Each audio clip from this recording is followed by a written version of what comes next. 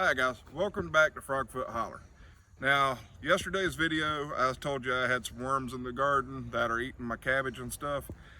I'm thinking they're cabbage loopers. Basically those little itty bitty moths that look like wood grain or wood bark. They're kind of grayish black. They really blend into wood really well. But them little buggers will lay eggs, and the eggs will hatch, and the worms that they hatch into eat the freaking leaves. Now, I don't want to do any kind of pesticides. So I've been reading up on it, and I'm going to try to basically hide my plants. Now, what do you mean by hide my plants? I don't want the smells of the plant to get to where the moths can smell them. So I'm going to use some very astringent and pungent odors. Now, here's the thing. I'm going to use something most people have. I have garlic powder and I have chili powder. I'm going to pre-season my plants before I even cook them. And before I even get them out of the garden, I'm going to pre-season them. But I'm going to sprinkle a little bit of this on each plant and see if these moths and stuff will quit laying their eggs on. That's the key. If the moths don't come around, there ain't no eggs. There ain't no eggs, there ain't no worms. So basically, what I'm gonna do is open up each one. I'll get them all lined up right here. And pre-season each plant, just like that. Well, let's try this again. Okay, now, show you one more time. I'm gonna put my finger in here and hold both of them like this and pre-season my plants. Now this don't hurt the plants any. The chili powder and the garlic powder has a very strong odor.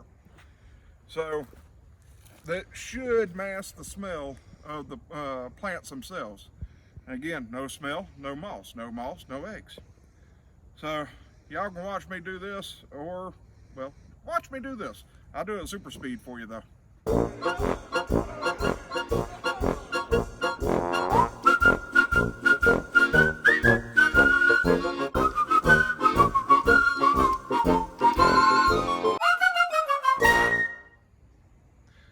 Okay, important note.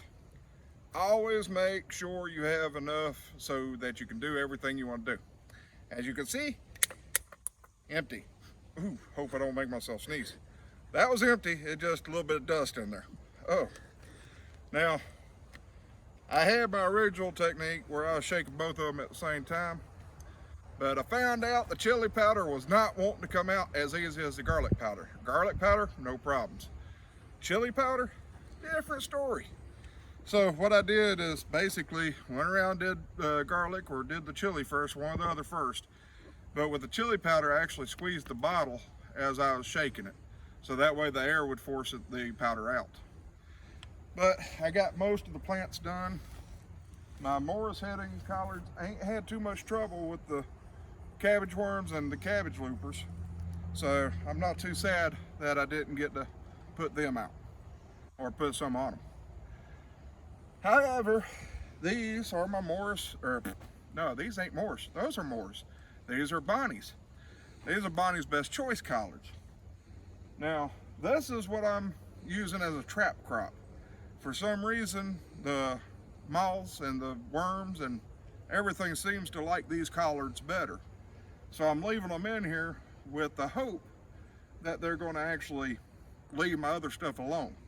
But I'm seeing the signs to where they're spreading out to the other plants, so I'm ready to get rid of everything. Now I may end up actually having to pull up these collards and replace them with Morris head, since these are the ones that seem to be attracting them the most. But we're going to check, see if this garlic chili powder works. And once it rains, I'm going to have to put it out again. But it ain't supposed to rain for several days, so I'm gonna see how it works and I'll let you know. All right, so I've mentioned before that I have starter plants. I got spinach, beets, deer tongue lettuce, kale, and onions. None of these I've grown before, but what I've understood is I need to thin these out. Now, I'm only going to thin the spinach, the deer tongue lettuce, and the kale out. Hopefully I'm not doing anything wrong, but if I am, I'll find out later.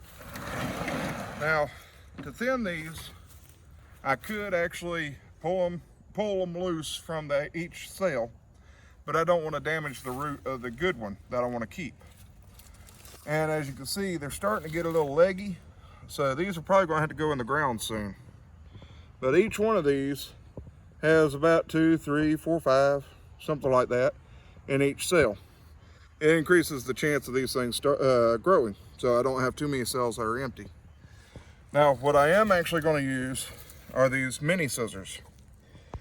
These things are sharp, and they're made specifically to go in and cut between little stuff.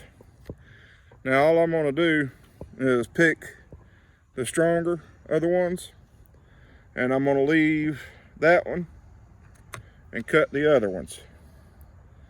So like this one right here has several. I'm going to leave that one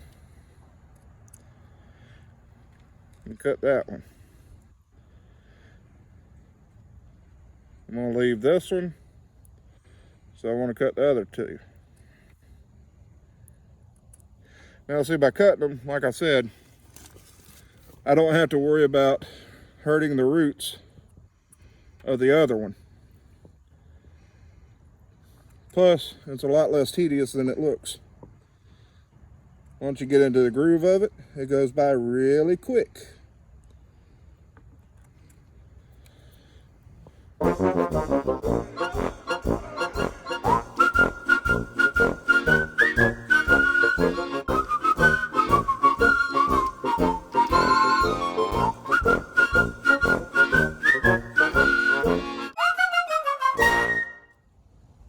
Alright, as you can see, I went ahead and thinned all these out. There's one per cell now. And, well, that one has 1.5. Got a leaf fell. But one per cell, so that way these starters don't have to compete with each other. And they'll grow a lot stronger that way. Now, you'll probably say, well, how do I know which ones to cut, which ones don't? Well, it's kind of like survival of the fittest. If they look big and strong, they probably are big and strong. You can look at each individual one and decide which ones need to be cut and which ones don't. And always double check your work because you might miss one.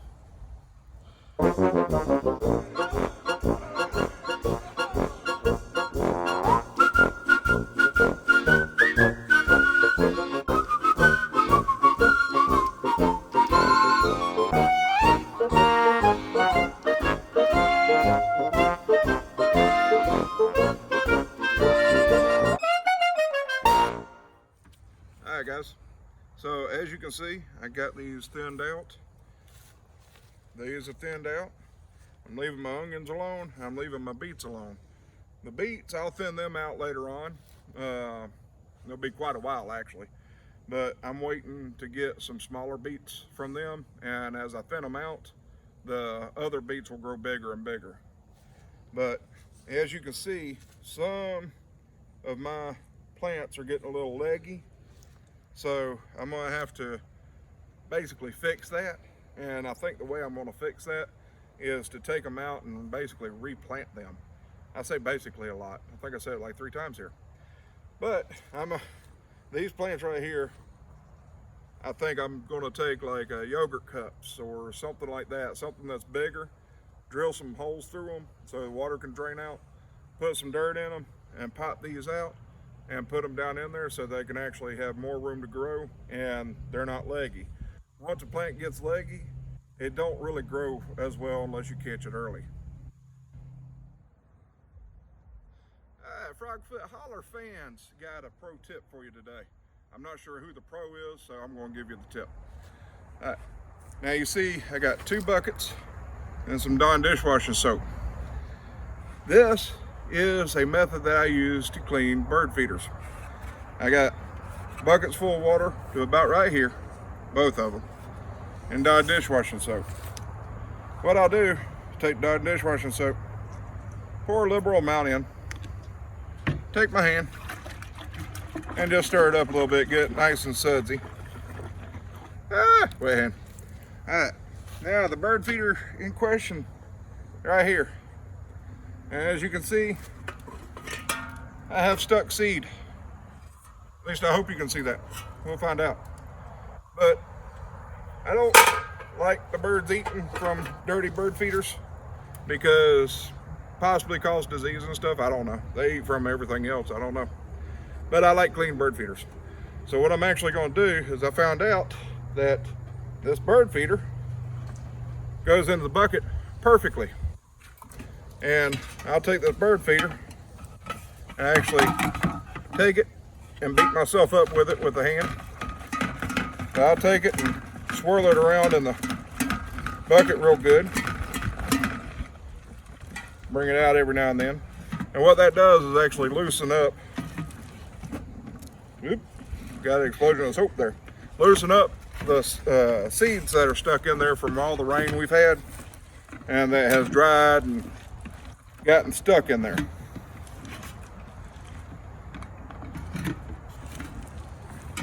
Now, as you can see, the seeds are still there, but they should be a lot looser now. I can take my finger and just wipe them off now.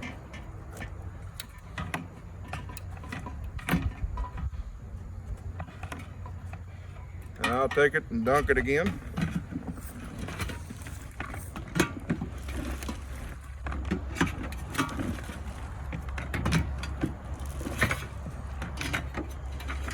Alright, now once all that's done, I'll check, make sure there ain't no seeds in it. Put it in this bucket, which is clean water, and rinse it off real good.